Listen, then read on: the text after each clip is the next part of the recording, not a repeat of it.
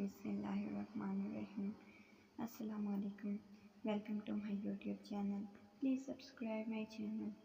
मेरी teacher madam Farzana तो कुछ अजीबोगरीब किस्म की खातून थी। इनकी नज़र तेज़ धार की तरह वजूद पर चुभती थी। मैं एक लड़का था, 7वीं जमात में पढ़ता था, लेकिन मुझे इनकी नज़र से यूँ शर्म आती कि जी चाहता खुद को इनकी बेबाक नज़र से छुपा लूँ। न जाने क्यों इनकी नज़र मुझ पर आर पार होती महसूस होती। वैसे तो काफ़ी सारे बच्चे एक साथ ट्यूशन पढ़ने के लिए बैठते थे, लेकिन मैडम फरजाना की नज़र सिर्फ मुझ पर ही जमी होती थी। ऐसा महसूस होता था जैसे वो मुझ में कुछ खोजने की कोशिश कर रही हों। अक्सर वो खुद ही मेरे बराबर आकर बैठ जाती। मेरे लिए सांस लेना भी मुहाल हो जाता। कभी भी मुझे लगता कि ये मेरा वहम है, तो कभी कभी मुझे इस बात पर यकीन हो जाता। इनका अंदाज सिर्फ मेरे साथ ही अलग है। मैडम फरजाना सब बच्चियों को छुट्टी दे देती, लेकिन मुझे हमेशा आखिर तक बिठा कर रखती। मुझे आज तक समझ नहीं आया था कि ऐसा करने के पीछे उनका क्या मकसद है। मैं उनके पास पढ़ने वाले बच्चों में वाहिद वो लड़का था जो उम्र में सबसे ज़्यादा बड़ा था। बाकी सब बच्चे मुझसे छोटे थे। सभी बच्चों की छुट्टी मगरिब की अज़ान से पहले हो जाया करती, लेकिन मैडम फरजाना मुझे अंधेरा होने तक बिठाए रखती थी। वो मेरे सामने बैठी मेरे चेहरे को तकती रहती। अक्सर वो मुझे रियाजी समझाते समझाते इस कदर नज़दीक आ जाती कि मेरा घबरा सा जाता और वो मेरी घबराहट देख कर मुस्कुरा देती। तुम्हारे पास से मुझे बहुत ही प्यारी खुशबू आती है। मैडम फरजाना के जुमाइनी लहजे और निगाहों ने मुझे हद से ज़्यादा परेशान कर दिया था, लेकिन मैं ये बात किसी को कह भी नहीं सकता था। मैं किसी को क्या बताता। मेरी टीचर की नज़र मुझ पर ख़राब है उम्र के इस हिस्से में था जहाँ सामने वाले की नज़र का मफ़हूम अच्छी तरह समझ आने लगता है। मेरी अम्मा तो मैडम फरजाना से बहुत ज़्यादा मुतासर थी। हर वक्त उनकी तारीफ़ किया करती, क्योंकि मैडम फरजाना बहुत ही कम फ़ीस में मुझे अच्छी तालीम दे रही थी। एक दो दफ़ा मैंने अम्मा से मैडम फरजाना के रवैये के बारे में बात करनी चाहिए, लेकिन अम्मा ने मुझे ऐसी निगाहों से देखा कि मैं आगे कुछ कह ही ना सके। मुझको कहीं से ज़्यादा मैडम फरजाना पर भरोसा था। मुझे मैडम के पास ट्यूशन पढ़ते हुए महीना होने वाला था और इस एक महीने को मैंने बहुत मुश्किल से काटा था। हर रोज़ मैं अम्मा के ज़बरदस्ती करने पर ट्यूशन जाता और वहाँ सारा वक्त मैडम फरजाना की चुपसी हुई निगाहों का शिकार रहता। मैडम बहाने बहाने से मुझे अपने करीब बिठा लेती, अपने हाथ पैर गालों पर फेरती। इनके अंदाज में जिस कदर जज्बातीपन होता, इससे मुझे घबराहट होने लगती। एक दिन तो मैडम ने हद ही कर दी। सब बच्चों को थोड़ी देर में छुट्टी दे दी, लेकिन मुझे ये कहकर रोक लिया, इन्हें मुझसे काम है। मेरा दिल ज़ोर ज़ोर से धड़क रहा था, क्योंकि मैं पहले से ही मैडम की हरकतों से वाकिफ़ था। जैसे ही सब चले गए, मुझे मैडम ने एक नीले रंग की शर्ट दी और कहने लगी, इसे पहन लो। मैंने हैरत से मैडम फरजाना की तरफ देखा। मुझे पता नहीं क्या चाहती थी। अजीब सी उलझन का शिकार हो गया। मैडम मेरे सामने चारपाई पर बैठी हुई थी और मुझे अपने सामने ही शर्ट बदलने का कह रही थी। मैंने इन्हें साफ मना कर दिया, मैं ऐसा नहीं कर सकता। मैडम की इस बात पर मैं शर्म से पानी पानी हो गया। ये कैसे मुमकिन था मैं मैडम के सामने ही कमीज़ बदलता, लेकिन इन्हें तो जैसे बात से कोई फ़र्क ही नहीं पड़ रहा था। मेरे मना करने के बावजूद भी वो अपनी बात पर कायम थी। मैंने दबे दबे लफ्ज़ों में एहतजाज किया, लेकिन मैडम बहुत ही अजीब अंदाज से मुस्कुराते हुए कहने लगी, मैं कोई गैर थोड़ी हूँ, तुम मुझे अपना ही समझो। भला मुझसे कैसी शर्म। वो भी आंखें फाड़ कर मेरे जिस्म को देख रही थी। इनकी डरठाई पर मैं हैरान रह गया। न चाहते हुए भी मुझे उनके सामने ही शर्ट बदलनी पड़ी। मैं 14 साल का लड़का था, जवान हो रहा था, सही और गलत में फ़र्क कर सकता था। इनकी निगाह में मेरे ऊपर जमी हुई थी और मैं शर्म से ज़मीन में गिर रहा था। जैसे ही मैंने इनकी दी हुई शर्ट पहनी, तो अपनी जगह से उठकर मेरे करीब आई, मुझे अचानक ही सीने से लगा लिया। मेरे लिए ये सब इतना गैर मुतवक्को था। मेरे रोंगटे खड़े हो गए। गैर महसूस तरीके से इनसे 2 कदम पीछे हटा था। मुझे समझ नहीं आ रहा था मैडम को अचानक से क्या हो गया है। वो जिस तरह मेरे बाजू और सीने पर अपना हाथ फेर रही थी, मेरे लिए वहाँ खड़ा होना मुश्किल हो गया था। میں تھوڑی ہی دیر میں ان سے جان چھڑا کر باہر بھاگا۔ میں نے ایک دفعہ بھی پلٹ کر نہیں دیکھا تھا۔ میری اپنے جذبات پر قابو پانا مشکل ہو گیا تھا۔ میں جوانی کی دہلیز پر قدم رکھ رہا تھا۔ ایسے میں میڈم کی غربت کی وجہ سے اپنے جذبات پر قابو پانا میرے لیے بہت مشکل ہو گیا تھا۔ وہ میری استاد تھیں، میرے لیے ماں کے برابر تھیں، لیکن انہوں نے اس رشتے کے تقدس کو خود ہی مٹا دیا تھا۔ میرے دل میں طرح طرح کے خیالات جنم لے رہے تھے۔ میں ایک عجیب سی کیفیت کا شکار ہو گیا تھا۔ کبھی کبھی تو میڈم فرزانہ کا حلیہ، ان کا لباس اور ان کے جذبات مجھے بے چین کر کے رکھ دیتے، تو کبھی انہیں باتوں کی وجہ سے مجھے گھبراہٹ شروع ہو جاتی۔ مجھے لگ رہا تھا اگر میں نے خود کو نہیں روکا تو میں گناہ کے راستے پر چل پڑوں گا۔ میں نے دل ہی دل میں ارادہ کر لیا تھا کہ اب میں دوبارہ ان کے پاس ٹیوشن نہیں جاؤں گا، لیکن قسمت نے مجھے اس قدر مجبور کر دیا کہ مجھے بار بار ان کی دہلیز پر رکھنا پڑا۔ میں نے اماں کے آگے لاکھ میں فرزانہ کے رویے کی شکایت کی، لیکن اماں نے مجھے ہی غلط سمجھا۔ اماں کو ایسا لگ رہا تھا میں ان کی سختی اور پڑھائی کے بوجھ کی وجہ سے ٹیوشن سے بھاگنا چاہتا ہوں۔ اماں کبھی کبھار میڈم سے میری پڑھائی کے بارے میں بہت فون پر سے پوچھ لیا کرتی۔ میڈم بھی میری بہت زیادہ تعریف کرتی تھی، اسی لیے اماں حیران تھی مجھے بھلا میڈم سے کیا دشمنی ہو گئی جو میں ہر وقت ان کی برائی کرتا رہتا ہوں۔ میں اس دن کو کوس رہا تھا جب آج سے تقریباً 2 مہینے پہلے وہ ہمارے محلے میں آئی تھی۔ مجھے آج بھی وہ دن یاد تھا جب ہماری گلی کے آخری والے مکان کے باہر سوزوکی آ کر رکی تو سب کی ہی نظریں اس طرف جم گئیں۔ کافی عرصے سے یہ 2 کمرے کا مکان خالی پڑا ہوا تھا۔ کوئی بھی کرایہ دار اس مکان میں آتا تو مہینے بھر سے زیادہ بھی نہ ٹکتا، اسی لیے لوگ بڑے تجسس سے دیکھ رہے تھے کہ اب کون اس مکان میں رہنے کے لیے آیا ہے۔ سب کے ذہن میں یہی بات تھی۔ کرایہ دار بھی زیادہ دن نکلنے والے نہیں۔ بہت مختصر سا سامان سوزوکی سے گھر کے اندر لے جایا گیا۔ ایسا لگتا تھا جیسے بس ضرورت کی کچھ چیزیں ہوں۔ 1-2 دن میں ہی سب کچھ پتہ چل گیا کہ اس مکان میں ایک بیوہ عورت کرائے پر آئی ہے جس کے آگے پیچھے کوئی نہیں ہے۔ وہ تنہا ہی اس گھر میں رہنے والی ہے۔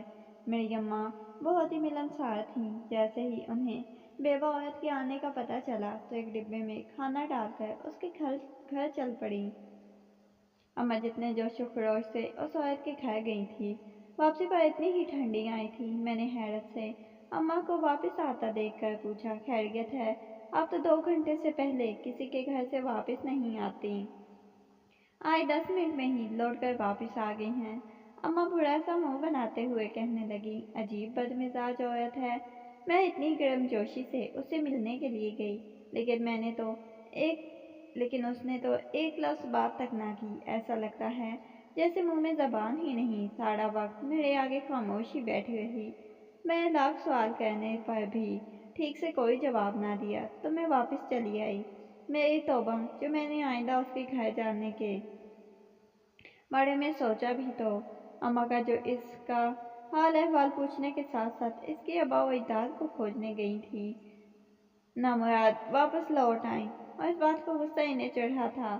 میں اماں کی عادت سے اچھی طرح واقف تھا، اسی لیے ہنس ہنس کر لوٹ پوٹ ہو گیا۔ 2-4 دن گزرے تھے کہ سب لوگ یہ بات جان گئے تھے وہ عورت کھلنے ملنے والوں میں سے نہیں ہے، کیونکہ محلے میں سے جس کسی نے بھی اسے بات کی تھی اس نے کسی کو بھی خاطر خواہ جواب نہیں دیا تھا۔ سارے ہی محلے والوں نے اسے بدمزاج قرار دے دیا۔ کچھ ہی دن گزرے تھے کہ اس عورت نے اپنے گھر کے باہر ٹیوشن سینٹر کا بورڈ لگا لیا۔ سبھی محلے والے حیران تھے، جو کسی سے بات کرنا پسند نہیں کرتی، وہ محلے والوں کے بچوں کو کیا خاک پڑھائے گی۔ پڑوس والی سمینا خالہ نے اپنے 2 بچوں کو اس بیوہ عورت کے گھر ٹیوشن بٹھا دیا، کیونکہ وہ فیس بہت کم ہی لے رہی تھی۔ سمینا خالہ کے ذریعے اماں کو پتہ چلا تو ماسٹرز تک پڑھی ہوئی ہے اور بہت ہی قابل ٹیچر ہے، البتہ وہ زیادہ کسی سے بات چیت نہیں کرتی۔ شاید اس کا مزاج ہی ایسا تھا۔ تھوڑے ہی دنوں میں اس بات کا چرچا ہر طرف ہو گیا۔ وہ کم فیس لیتی ہے اور کافی سارے بچے اس کے پاس پڑھنے کے لیے جانے لگے ہیں۔ میں 7ویں جماعت میں آ چکا تھا۔ اماں میری غیر ذمہ داری اور نالائکی سے بہت زیادہ پریشان تھیں، اسی لیے ایک دن اماں بھی اس بیوہ عورت کے گھر ٹیوشن کی بات کرنے کے لیے پہنچ گئی۔ واپس آ کر اماں نے بتایا، مجھے کل سے میڈم فرزانہ کے پاس ٹیوشن پڑھنے کے لیے جانا ہوگا۔ اس بیوہ عورت کا نام فرزانہ تھا اور کافی لوگ اسے اب میڈم فرزانہ کے نام سے پکارتے تھے۔ اماں کے کہنے پر میں میڈم کے پاس ٹیوشن جانے لگا، لیکن 2-4 دن میں ہی مجھے اندازہ ہو گیا میڈم کی نظر کچھ ٹھیک نہیں ہے۔ میں میڈم کی عمر میں بہت زیادہ بڑی نہیں تھی، شاید جوانی میں ہی بیوہ ہو گئی تھی، لیکن ان کی عجیب و غریب حرکتیں مجھے شک میں مبتلا کر دیتی تھی۔ وہ میک اپ لگا کر خوب تیار ہو کر بیٹھ جاتی تو کبھی 2 دن تک بال نہ بناتی، کبھی ٹیوشن پڑھاتے پڑھاتے کمرے کے اندر جاتی تو گھنٹے بھر اندر ہی رہ جاتی۔ بچے انہیں کتنی ہی آوازیں کیوں نہ دیتے، لیکن وہ گہری بن کر بیٹھ جاتی، اور جب واپس آتی تو بنا پڑھائے سب کو چھٹی دے دیتی۔ مجھے میڈم کے پاس پڑھتے ہوئے 2 مہینے ہونے والے تھے۔ ایک دن اچانک ہی انہوں نے مجھے کسی کام سے کمرے کے اندر آنے کے لیے کہا تو مجبوراً میں ان کے پیچھے ان کے کمرے میں چل پڑا۔ مجھ میں اتنی ہمت نہیں تھی میں انہیں انکار کر دیتا۔ میڈم نے مجھے کمرے میں چارپائی پر بٹھایا اور بالکل میرے برابر لگ کر ہی بیٹھ گئی۔ مجھے ایسا محسوس ہوا جیسے میرے قدموں تلے سے زمین نکل گئی ہو۔ میڈم فرزانہ اور میرے درمیان فاصلہ نہ ہونے کے برابر تھا، ایک سوئی کی گنجائش بھی نہیں تھی۔ میرے جسم میں جھرجھری پیدا ہو رہی تھی۔ میں نے حتی الامکان میڈم فرزانہ سے دور ہونے کی کوشش کی، لیکن وہ بالکل میرے ساتھ چپک کر بیٹھی ہوئی تھی۔ اس سے پہلے کہ میں کچھ اور سمجھ پاتا، میڈم فرزانہ نے میرے ساتھ انتہائی عجیب حرکت کی۔ میری ٹانگیں کانپنے لگی۔ میرے وہم و گمان میں بھی نہیں تھا کہ وہ مجھے کمرے میں لے جا کر میرے ساتھ ایسا کچھ کرنے والی ہیں۔ میں نے میڈم کو خود سے دور کرنے کی کوشش کی، لیکن ان کا والہانہ انداز شدت اختیار کر گیا۔ مجھے سمجھ نہیں آ رہا تھا میں اس مشکل سے کیسے جان چھڑاؤں اور کیسے میڈم فرزانہ کے چنگل سے نکل کر اپنے گھر واپس بھاگوں۔ ان کی بے اختیاری بڑھتی جا رہی تھی اور ایسا لگ رہا تھا انہیں کسی بات کا ہوش ہی نہ رہا ہو۔ ٹیوشن کے بچے باہر سے میڈم کو آواز دے رہے تھے، لیکن وہ تو ہاتھ پکڑ کر کسی اور ہی دنیا پہنچ چکی تھی۔ پہلے تو میں نے ہاتھ چھڑانے کی کوشش کی، لیکن جب مجھے احساس ہوا میڈم اس وقت اپنے آپ میں نہیں ہیں تو میں نے زبردستی اپنا ہاتھ ان کے ہاتھوں سے کھینچ لیا۔ میری اس حرکت پر اچانک ہی جیسے انہیں ہوش آیا اور احساس ہوا وہ میرے ساتھ کیا کر رہی تھی۔ وہ بہت جذبات بھری نگاہوں سے مجھے دیکھ رہی تھی، جیسے کہہ رہی ہوں وہ کرنا کیا چاہتی ہیں، میں انہیں کرنے دوں۔ میں فوراً ہی چارپائی سے اٹھا، کیونکہ اب میرے لیے یہاں بیٹھنا ناممکن ہو گیا تھا۔ میڈم نے ایک دفعہ پھر مجھے زبردستی پکڑ کر اپنے قریب بٹھا لیا، میرے ہاتھ کو دوبارہ اپنے ہاتھ میں پکڑ لیا۔ مجھے تو اپنے ہاتھوں سے بھی گھن محسوس ہو رہی تھی۔ تمہارے بغیر اب مجھے ایک پل بھی سکون نہیں آتا۔ میں سونے کے لیے لیٹتی ہوں تو تمہیں میری آنکھوں میں چلتے ہو، ساڑھے رات انگاروں پر لوٹتی ہوں۔ وہ جانے اور بھی کیا کچھ کہہ رہی تھی، میرے قدموں تلے سے زمین نکلی جا رہی تھی۔ میں نے میڈم فرزانہ کے صحن میں پڑا، اپنا بستہ اٹھایا اور اپنے گھر کی جانب دوڑ چلا۔ اماں مجھے جلدی کا راستہ دے کر غصے میں پوچھنے لگی کہ میں ٹھیک طرح سے پڑھ کر آیا ہوں یا نہیں۔ میں نے اماں سے ہر بات سچ سچ کہہ دی، کیونکہ اب میں میڈم کی حرکتوں کو برداشت نہیں کر سکتا تھا۔ آج پہلی دفعہ میں نے اماں کو میڈم کا پورا سچ رو رو کر سنایا تھا، کیونکہ ایک جوان لڑکا ہونے کے ناطے مجھ سے یہ بات بالکل بھی برداشت نہیں ہوئی تھی کہ ایک عورت اس طرح میرے قریب آ کر ایسی بے باک حرکتیں کرتی۔ کچھ دیر تو اماں خاموشی سے میرے چہرے کو ٹولتی رہی کہ میں کوئی جھوٹ تو نہیں کہہ رہا، لیکن میری شکل اور میرے آنسو دیکھ کر انہیں احساس ہو گیا میں نے انہیں سچ بتایا ہے۔ اماں نے فوراً چادر ڈالی اور میرا ہاتھ پکڑ کر میڈم فرزانہ کے گھر کی جانب نکل پڑی۔ میں نے ان کو لاکھ روکنے کی کوشش کی، لیکن انہوں نے میری ایک نہ سنی۔ اور کہا آج دودھ کا دودھ اور پانی کا پانی ہو کر رہے گا۔ وہ ایک استانی ہو کر کیسے اپنے بچوں کے ساتھ ایسی گھٹیا حرکت کر سکتی ہے؟ اگر بیچ میں وہ اتنی بد کردار ہے تو ہم انہیں محلے سے ہی نکال دیں گے، کیونکہ ایسی عورت کی وجہ سے محلے کا ماحول خراب ہونے میں وقت نہیں لگے گا۔ آج وہ تمہیں اکیلے کمرے میں لے جا کر اپنی تسکین کا سامان بنا رہی ہے تو کل کسی اور کو برگلا سکتی ہے۔ اماں نہایت غصے میں تھی اور میں بری طرح سے کانپ رہا تھا۔ اماں جیسے ہی میڈم کے گھر میں داخل ہوئی تو میڈم نے اماں کو دیکھ کر چونک اٹھی اور انہوں نے فوراً ہی باقی بچوں کو چھٹی دے ڈالی اور اماں سے ایسے خوش مزاجی سے مل رہی تھی کہ اماں بھی حیران رہ گئیں۔ میڈم تو کبھی کسی سے صحیح طرح سے بات بھی نہیں کرتی تھی اور آج وہ اماں سے شعر و شکر ہو رہی تھی۔ اماں آئیں تو بہت غصے میں تھی، لیکن میڈم فرزانہ کا رویہ دیکھ کر ان کا غصہ کچھ ٹھنڈا پڑ گیا تھا۔ اماں نے ڈھکے چھپے لفظوں میں میڈم سے پوچھا کیا کہ وہ میرے ساتھ ایسے سلوک کیوں کر رہی ہیں اور مجھے اکیلے کمرے میں لے جا کر اس طرح کی حرکتیں کیوں کر رہی ہیں؟ اماں کے سوال پر میڈم فرزانہ کے چہرے کا رنگ بدل گیا۔ انہیں شاید اندازہ نہیں تھا کہ میں اپنی ماں کو ہر ایک بات بتا دوں گا۔ کچھ دیر بعد خاموشی سے اماں کو دیکھتی رہی اور پھر ان کی نظر میرے چہرے پر ٹک گئی۔ میرا جسم پسینے سے شرابور ہو گیا۔ میڈم فرزانہ نے بہت پیار سے مجھے اپنے پاس بیٹھنے کے لیے کہا تو میں چونک گیا۔ اماں کے سامنے بھی مجھے اپنے قریب بٹھانے پر اصرار کر رہی تھی۔ میں نے ایک بے بس نظر اماں کے چہرے پر ڈالی تو اماں نے مجھے اشارے سے کہا کہ میں ان کے پاس جا کر بیٹھ جاؤں۔ اماں کے برابر سے اٹھ کر میں میڈم کی چارپائی پر آ کر بیٹھ گیا۔ میڈم نے اچانک ہی اماں کے سامنے میرا ہاتھ پکڑ لیا، میرے ہاتھ پر اپنا ہاتھ پھیرنے لگی۔ مجھے ان سے ہرگز بھی اس بات کی توقع نہیں تھی۔ اماں خاموشی سے میڈم فرزانہ کے چہرے کی طرف دیکھ رہی تھی۔ وہ اپنے سوالوں کے جواب کی منتظر تھی۔ میڈم نے بہت آہستہ سے اماں کے تمام سوالوں کے جواب دینے شروع کر دیے تھے، جس سے سن کر میں دنگ رہ گیا۔ میڈم نے بتا دیا تھا کہ وہ کیوں مجھے اپنے ساتھ تنہا کمرے میں لے جاتی، میرے ہاتھوں کو پکڑ کر کیوں اپنے لبوں سے لگاتی تھی، کیوں وہ میرے ہاتھ کو اپنے چہرے پر پھیرتی تو کبھی مجھے قریب کر کے میری خوشبو محسوس کرتی۔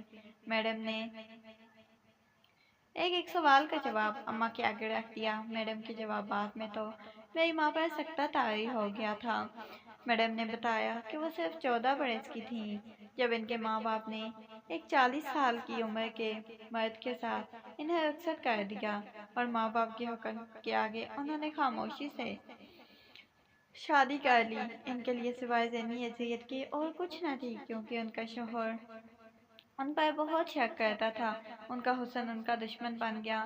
میڈم کے شوہر کو یہی لگتا تھا میڈم آج نہیں تو کل انہیں دھوکہ دے کر کسی اور کے ساتھ فرار ہو جائے گی، اس لیے وہ میڈم کو گھر میں قید کر کے رکھتے۔ شادی کو 2 دن بھی نہ گزرے کہ میڈم کے گود میں ایک خوبصورت سا بچہ خدا نے تحفے کے طور پر ڈال دیا۔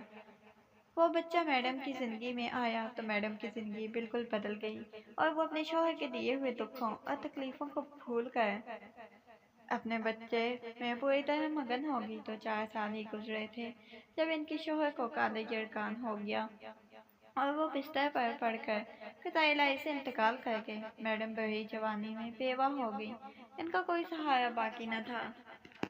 بیٹا بھی صرف 4 سال کا تھا، اس لیے میڈم نے ٹیوشن پڑھانا شروع کر دی، ساتھ اپنی پڑھائی بھی جاری رکھی۔ میڈم کے بھائی بھابھی نے انہیں واپس اپنے گھر میں رکھنے سے انکار کر دیا۔ میڈم کرائے کے گھروں پر رہنے پر مجبور ہو گئیں۔ وہ شادی کر کے بھی ایک کرائے کے گھر میں آئی تھی۔ وقت بہت تیزی سے گزرتا چلا گیا اور میڈم کا بیٹا 12 سال کا ہو گیا۔ ٹیوشن پڑھا کر اتنا کما لیتی کہ گھر کا گزر بسر ہو جاتا، لیکن قسمت کی دیوی ان پر مہربان نہ ہو سکی۔ ایک دن اچانک ان کا 12 سالہ بیٹا محلے کے ہال میں گر گیا۔ جب اسے نکالا گیا تو زندگی کی بازی ہار چکا تھا۔ بیٹے کی موت کے غم نے میڈم کو پوری طرح سے پاگل کر دیا تھا۔ اسی لیے وہ اپنا پرانا کرائے کا گھر چھوڑ کر ہمارے محلے میں شفٹ ہو گئی تھی۔ وہ محلے کی عورتوں اور لوگوں سے اسی لیے دور بھاگی تھی کیونکہ ان میں اتنی ہمت نہیں تھی وہ کسی کو اپنی بربادی کی داستان سنا کر سکتی۔